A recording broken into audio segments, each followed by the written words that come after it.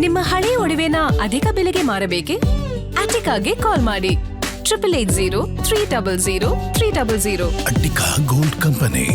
ನನಗೆ ಬೇಕಾಗಿರೋದು ಸರ್ ತಮ್ಮಿಂದ ನನಗೆ ಮಾಹಿತಿ ಬೇಕಾಗಿರೋದು ಪ್ರಾಬ್ಲಮ್ ಆಗ್ತಿದೆಯಾ ಈ E20 ಪೆಟ್ರೋಲ್. ಈಗ E20 ಪೆಟ್ರೋಲ್ ಇವಾಗ ನಮಗೆ ಕರ್ನಾಟಕದಲ್ಲಿ ಕಂಪಲ್ಸರಿ ಕರ್ನಾಟಕದಲ್ಲಿ ಸ್ಟಾರ್ಟ್ ಆಗಲಿಲ್ಲ. ಆದ್ರೆ E20 ಪೆಟ್ರೋಲ್ ಬಂತಂದ್ರೆ ಈಗಿನ ಯೂರೋ 6 ವೆಹಿಕಲ್ ಈಗಾಗಲೇ 70% ವೆಹಿಕಲ್ಗಳಲ್ಲಿ ಡಿಸ್ಟರ್ಬೆನ್ಸಸ್ ಇದೆ.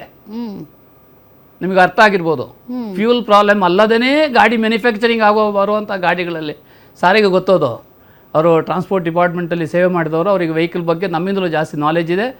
ಆಟೋಮೊಬೈಲ್ ಮ್ಯಾನುಫ್ಯಾಕ್ಚರಿಂಗಲ್ಲಿ ಕೂಡ ಇವತ್ತು ಪೂರ್ಣ ಪ್ರಮಾಣದಲ್ಲಿ R&D ಮಾಡದೆ ವೆಹಿಕಲ್ಗಳನ್ನು ರಿಲೀಸ್ ಮಾಡ್ತಾರೆ ಕಾಂಪಿಟೇಷನಲ್ಲಿ. ಮರ್ಸಿಡೀಸ್ ಬೆನ್ಸ್ನವ್ರು ನೆಕ್ಸ್ಟ್ ಮಂತ್ ರಿಲೀಸ್ ಮಾಡ್ತಾರೆ ಅಂದರೆ ಈ ತಿಂಗಳು ಆಡಿಯೋವನ್ನು ರಿಲೀಸ್ ಮಾಡ್ತಾನೆ. ಈ ತಿಂಗಳು ಆಡಿಯೋವನ್ನು ರಿಲೀಸ್ ಮಾಡ್ತಾನೆ ಅಂತ ಗೊತ್ತಾದರೆ BMW ಅವ್ರನ್ನ ಅವನು ಅದಕ್ಕಿಂತ ಮೊದಲೇ ನಾನು ರಿಲೀಸ್ ಮಾಡಬೇಕು ಅಂತ ಮಾಡ್ತಾನೆ. ರಸ್ತೆಯಲ್ಲಿ ಬಂದುಬಿಟ್ಟು ವೆಹಿಕಲ್ ನಿಂತ್ಕೊಂಡ್ಬಿಡುತ್ತೆ, ಯಾವುದೋ ಒಂದು ಮರ್ತೋಗುತ್ತೆ ಆ ಗಾಡಿಗೆ. ಇಂಥ ಪ್ರಾಬ್ಲಮ್ಗಳು ಬರುತ್ತೆ. ಯಾಕಂದರೆ ಜಾಸ್ತಿ ಎಲೆಕ್ಟ್ರಾನಿಕ್ ಕಮ್ಯುನಿಕೇಷನ್ಗಳನ್ನು ಅಡಾಪ್ಟ್ ಜಾಸ್ತಿ ಮಾಡ್ಕೊಂಡಿದ್ದಾರೆ. ಬೇಕಾದಷ್ಟು ಪ್ರಾಬ್ಲಮ್ಗಳನ್ನು ಸಾಲ್ವ್ ಮಾಡೋಕ್ಕೆ ಮತ್ತೆ ಜನರಿಗೆ ಗಾಡಿಗಳನ್ನು ಕೊಟ್ಟು ಮತ್ತೆ ಟ್ರಯಲ್ ನೋಡ್ತಾರೆ.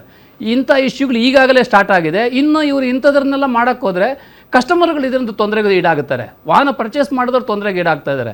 ನಮ್ಮ ಇಂಡಿಯಾದಲ್ಲಿ ಇರೋದು ಒಂದೇ ವಾಹನದ ಕ್ರೇಜಿ. ಪ್ರತಿಯೊಬ್ಬರ ಮನೆಯಲ್ಲಿ 2 ಕಾರ್ ಬೇಕು, ಮೋಟರ್ ಬೈಕ್ಗಳು ಬೇಕು. ಇಂಥ ಫ್ಯೂಲಲ್ಲಿ ಈ ಥರ ಡಿಸ್ಟರ್ಬೆನ್ಸ್ ಇದ್ದರೆ ಮತ್ತೆ ಅದೇ ತೊಂದರೆಗಳು ಜಾಸ್ತಿ ಆಗುತ್ತೆ. ಎಸ್ ವಿಠಲ್ ಶೆಟ್ರೆ ಈಗ ಸರ್ಕಾರ ಯಾಕೆ ಇದ್ರ ಬಗ್ಗೆ ಗಮನ ಹರಿಸ್ತಾ ಇಲ್ಲ? ಯಾಕೆ ಅಂದರೆ ಸರ್ ಈಗ ಯಾವುದೇ ವಿಚಾರ ಆಗಲಿ ಸರ್, ಎಸ್ಪೆಷಲಿ ಈಗಿನ ಜೆನ್ಸಿಗಳಿದಾರಲ್ಲ ಸರ್, ನಮ್ಮ ಥರ ಅಡ್ಜಸ್ಟ್ ಮಾಡ್ಕೊಳ್ಳೋರಲ್ಲ. ಅಯ್ಯೋ ಪಾಪ ಸರ್ಕಾರ ಅಲ್ಲಿ ಯುದ್ಧ ಆಯ್ತಲ್ಲ, ಹಿಂಗಾಗಿ ನಮಗೆ ನಾವೇ ಕೇಳ್ತಾ ಇದ್ವಿ ಆಲ್ಟರ್ನೇಟಿವ್ ಏನೂ ಇಲ್ವಾ ನಿಮ್ಮ ಕಡೆ ಅಂತ. ಅದಕ್ಕೆ ಏನೋ ಒಂದು ತಂದಿದೆ, ಅದಕ್ಕೆಲ್ಲ ನಾವು ದೇಶಕ್ಕೋಸ್ಕರ ನಾವು ಇದನ್ನು ಅಡ್ಜಸ್ಟ್ ಮಾಡ್ಕೊಳ್ಳೋಣ ಅನ್ನೋ ಮನೋಭಾವ ಈ ಜೆನ್ಸಿಗಳಿಗಿಲ್ಲ ಸರ್. ದಿನಕ್ಕೊಂದು ವಿಡಿಯೋ ಬಿಟ್ಟು ಉಗಿತಾ ಇದ್ದಾರೆ ಮನಸ್ಸಿಗೆ ಬಂದಂಗೆ. ನಾವು ದೇಶಕ್ಕೋಸ್ಕರ ಅಡ್ಜಸ್ಟ್ ಮಾಡ್ಕೊಳ್ಳೋಣ, ದೇಶಕ್ಕೋಸ್ಕರ ಅಡುಗೆ ಎಣ್ಣೆ ಬಳಸೋದು ಬೇಡ, ದೇಶಕ್ಕೋಸ್ಕರ ಪೆಟ್ರೋಲ್ ಡೀಸೆಲ್ ಬಳಸೋದು ಬೇಡ, ದೇಶಕ್ಕೋಸ್ಕರ E20 ಪೆಟ್ರೋಲ್ ಚಿನ್ನ ಬಳಸೋದು ಬೇಡ ಅಂತ ನಾವು ಅಡ್ಜಸ್ಟ್ ಮಾಡ್ಕೊಂಡ್ಬಿಡ್ತೀವಿ. ಹೆಂಗೋ ಈಗಿನ ಜೆನ್ಸಿಗಳು ತಡ್ಕೊಳ್ಳಲ್ಲ. ಅವರು ನಾನು ಯಾಕೆ ಅಂತ ಕೇಳ್ತಾರೆ. ಇವತ್ತು ಅದೇ ಆಗಿರೋದು ಅಲ್ಲ. ಇಲ್ಲಿ ಈ ನಿಜವಾಗಿ ನೋಡಿದರೆ ನ್ಯಾಷನಲ್ ಇಂಟ್ರೆಸ್ಟ್ ಪ್ರಕಾರ ನೋಡಿದರೆ ಈ E20 ಪ್ಲಸ್ ಈವನ್ ಈ 100 ಈಗ Brazil is the first country in the world 100%ಅಲ್ಲಿ ಎಥನಾಲಿ. ಯಾಕೆ ಅಂತ ಹೇಳಿದರೆ ಅದು ಇಂಟ್ರೊಡ್ಯೂಸ್ ಮಾಡಿದ್ದು ಯಾವಾಗ 1975ರಲ್ಲಿ ಆಗುವಾಗ 72ನಲ್ಲಿ ಗಲ್ಫ್ ವಾರ್ ಆಗಿ ಪೆಟ್ರೋಲ್ ₹1 ಲೀಟರ್ಗಿದ್ದ ಪೆಟ್ರೋಲ್ಗೆ ಸಡನ್ನಾಗಿ ಏರ್ತಾ ಬಂತಲ್ಲ.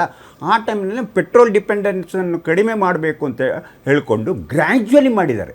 ಇಲ್ಲಿ ನನ್ನ ಇದರಲ್ಲಿ ಈ ಎಥನಾಲ್ ಮಿಕ್ಸ್ಡ್ ಪೆಟ್ರೋಲ್ ಉಂಟ ನ್ಯಾಷನಲ್ ಇಂಟ್ರೆಸ್ಟ್ನಲ್ಲಿ ಒಳ್ಳೆಯದು. ಬಟ್ ತರಾತುರಿಯಲ್ಲಿ ಇವತ್ತೇ ಆಗಬೇಕು ಅಂತ ಅಲ್ಲ. ಇಟ್ ಶುಡ್ ಬಿ ಗ್ರ್ಯಾಜುವಲ್ ಆಗಬೇಕು.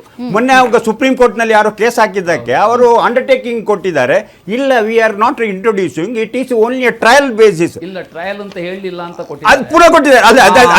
E20 ಇಂಧನವನ್ನು ಕೇಂದ್ರ ಸರ್ಕಾರ ಪ್ರಯೋಗ ಎಂದು ನ್ಯಾಯಾಲಯದಲ್ಲಿ ಹೇಳಿದೆ ಎಂದು ಸುದ್ದಿ ಸಂಪೂರ್ಣ ತಪ್ಪಾಗಿದೆ ಅಂತ ಹೇಳಿದೆ. ಅದು ಡಿಸ್ಕಷನ್ ಅಲ್ಲಿ ಬಂದಿದೆ. ಬಟ್ ನಮಗೆ what is the actually court ನಲ್ಲಿ ಏನು ಪ್ರೊಸೀಡಿಂಗ್ಸ್ ಆಗಿದೆ ಅಂತ ನಮ್ಗೆ ಗೊತ್ತಿಲ್ಲ. ಅಲ್ಲಲ್ಲ, ಇವಾಗ ನ್ಯೂಸ್ ಪೇಪರ್ ನಲ್ಲಿ ಫಸ್ಟ್ ಬಂತು. ಇಲ್ಲ, ಈಗ ನ್ಯೂಸ್ ಪೇಪರ್ ಅಲ್ಲಿ ಮತ್ತು ಮೀಡಿಯಾಗಳಲ್ಲಿ ಸೋಷಿಯಲ್ ಮೀಡಿಯಾದಲ್ಲಿ ಹೈಯೆಸ್ಟ್ ಚರ್ಚೆ ಆಗ್ತಾ ಇರೋದು ಸರ್ಕಾರ ಒಪ್ಕೊಂಡಿದೆ ಮತ್ತು 100% ಅಕ್ಯುರೆನ್ಸಿ ಇದೆ ಅಂತ ಹೇಳುವಂತ ಮಾತು ಸರ್ಕಾರ ಹೇಳಿದೆ ಅಂತ ಹೇಳೋದ್ರ ಮೇಲೆ ನಡೀತಾ ಇದೆ. ಸುಪ್ರೀಂ ಕೋರ್ಟ್ ವಿಚಾರಣೆ ವೇಳೆ AG ವೆಂಕಟರಮಣಿ ಏನು ಅಟಾರ್ನಿ ಜನರಲ್ ಇದ್ದಾರೆ, ಅವರು ಆ ಒಂದು ಪದ ಬಳಕೆ ಮಾಡಿದ್ದಾರೆ. ಬಟ್ ಸ್ವತಃ ಸಚಿವರೇ ಅದನ್ನ ಹರ್ದೀಪ್ ಪುರಿ ಅವರು ಒಪ್ಕೊಂಡಿದ್ದಾರೆ. ಎಸ್, ಮೈಲೇಜ್ ಕಡಿಮೆ ಅಂತ, ಬಟ್ ಎಂಜಿನ್ ತೊಂದರೆ ಇಲ್ಲ ಅಂತ ಹೇಳಿದ್ದಾರೆ, ಬಟ್ ಮೈಲೇಜ್ ಕಡಿಮೆ ಅಂತ ಹೇಳಿದ್ದಾರೆ. ಇಂಜಿನಿಗೂ ತೊಂದರೆ ಅಲ್ಲಿ ಯಾಕೆಂದ್ರೆ ಈಗ ಅಲ್ಲಿ E10 E20 ಮತ್ತೆ E85 ಫ್ಲೆಕ್ಸಿಫಿಯಲ್ ಇದಕ್ಕೆ. ಈವನ್ ಇದರಲ್ಲಿ ಇದು ಸ್ಟಾರ್ಟ್ ಆಗುವಾಗ ಈ ಎಥನಾಲ್ ಫೋರ್ಡ್ ಕಂಪನಿಯ ಮಾಲೀಕ ಹೆನ್ರಿ ಫೋರ್ಡ್ ಅವರು 1900ರಲ್ಲಿ MT ಅಂತ ಹೇಳ್ಕೊಂಡು ಅದು ಫ್ಲೆಕ್ಸಿ, ಯಾಕೆಂದರೆ ನೀವು ಎಥನಾಲ್ ಸಹ ಯೂಸ್ ಮಾಡ್ಬೋದು, ಗ್ಯಾಸೋಲಿನ್ ಸಹ ಯೂಸ್ ಮಾಡ್ಬೋದು. ಆವಾಗ ಪೆಟ್ರೋಲ್ ಪ್ರೈಸ್ ಭಾಳ ಕಡಿಮೆ ಇದ್ದರಿಂದ ಯಾರು ಎಥನಾಲ್ಗೆ ಅಷ್ಟು ಕಾನ್ಸಂಟ್ರೇಷನ್ ಕೊಡಲಿಲ್ಲ. ಈಗ ಮೇಯ್ನ್ ಆಗಿ ಯಾಕೆ ಎಥನಾಲ್ ಬಗ್ಗೆ ಅಂತ ಹೇಳಿದ್ರೆ 100% ನಮ್ದು 85% ಇಂಪೋರ್ಟ್ ಮಾಡಬೇಕು. ನಮ್ಮ ಹ್ಯೂಜ್ ನಮ್ಮ so what is your point sir?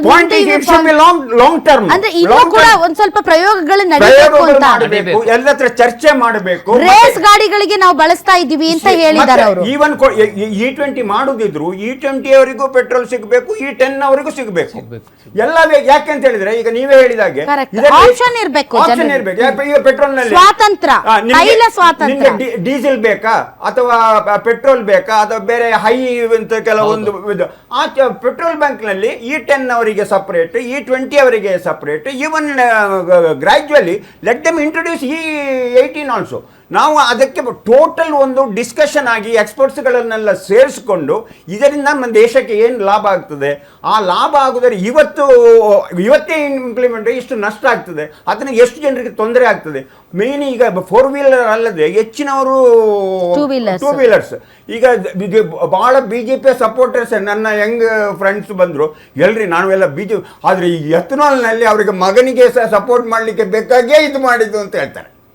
ಯಾಕೆ ಗಡ್ಕರಿ ಅವರು ಅಂತ ಹೇಳಿದ್ರೆ ಇದನ್ನು ಮಾಡಿ ಎಲ್ಲ ಈ ಗಡ್ಕರಿ ಅವ್ರ ಮಗಂತಲ್ಲ, ಇಂಥ ಕಂಪನಿಗಳು ರಿಸರ್ಚ್ ಮಾಡಿ ಅದಕ್ಕೆ ಜನರಿಗೆ ಬೆನಿಫಿಟ್ ಆಗುವಂತೆ ಮಾಡಬೇಕು. ಮತ್ತು ಇಂಜಿನ್ ಸಹ ರಬ್ಬರ್ ಸಿಂಥೆಟಿಕ್ ಹಾಕಿದರೆ, ಆ್ಯಕ್ಚುಲಿ ವೆಹಿಕಲ್ನಲ್ಲಿ ಸಿಂಥೆಟಿಕ್ ರಬ್ಬರ್ ಯೂಸ್ ಮಾಡಿದರೆ ಅದರ ವೇಷ ಕಡಿಮೆ ಆಗ್ತದೆ. ಈಗಿನ ರಬ್ಬರ್ ಯೂಸ್ ಮಾಡಿದರೆ ಅದು 5 ವರ್ಷ ಬರುವುದು, 2 ವರ್ಷದಲ್ಲಿ ಇದಾಗುತ್ತೆ, 10 ವರ್ಷ ಬರುವುದು, 5 ಮತ್ತು ಕರಾವಳಿ ಭಾಗದಲ್ಲಿ ಕೊರೋಷನ್ ಜಾಸ್ತಿ ಆಗ್ತದೆ. ಈ ರಿಸರ್ಚ್ ಮಾಡಿ ವೆಹಿಕಲ್ ಕಂಪನಿಗಳು ಯಾವಾಗ 2 ವೀಲರ್ ಆಗಲಿ 4 ವೀಲರ್ ಈ ಎಲ್ಲ ಮ್ಯಾನುಫ್ಯಾಕ್ಚರರ್ಸ್ಗೆ ಎಲ್ಲ that vehicle is capable of absorbing all these shocks. ಅಲ್ಲ ಸರ್, ಈಗ ಮುಂಬರುವಂತಹ ವಾಹನಗಳ ತಯಾರಿಕಾ ಕಂಪನಿಗಳು ಜಲಸಂಧಿ ಬಂದಾಗತ್ತೆ ಅಂತ ಹೇಳ್ತಾ ಇದ್ದೀರಾ? ಅಲ್ಲ ಹಂಗಲ್ಲ ಸರ್, ಅಲ್ಲ